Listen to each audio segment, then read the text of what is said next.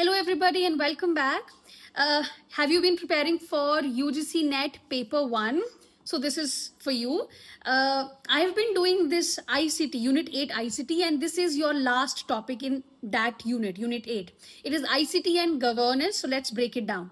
ICT, you all know, stands for Information and Communication Technology. When it is applied to governance, it transforms the way governments function, making them more transparent, participatory and efficient.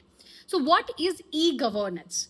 Governance plus ICT is e-governance. It refers to the use of digital tools like internet, mobile apps and cloud services by the government to deliver services and information to citizens. What are the key goals? Transparency, accountability, citizen participation and cost-effective service delivery.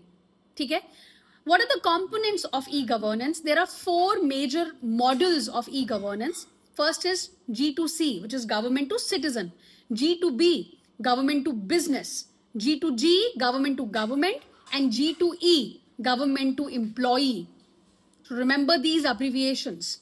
Next is what are the tools of ICT in governance? So common tools, we have Digital India initiatives like Umang, DigiLocker, e-hospital, online portals like MyGov, RTI Online, GST and Passport Seva, use of social media, mobile governance and AI chatbots to enhance reach.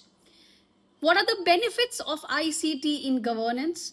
Efficiency in public service delivery, reduced corruption, real-time grievance redressal, and inclusion, which is reaching remote and marginalized communities also where people can't really go. Online it is available. Okay? So, the National E-Governance Plan, NEGP, it was launched in 2006 and it later became part of the Digital India Mission in 2015. So you might be asked, which of the following is not a component of e-governance? You might be given options, okay? So next time you see or you use DigiLocker or check your PAN status online, you are a part of ICT-enabled governance.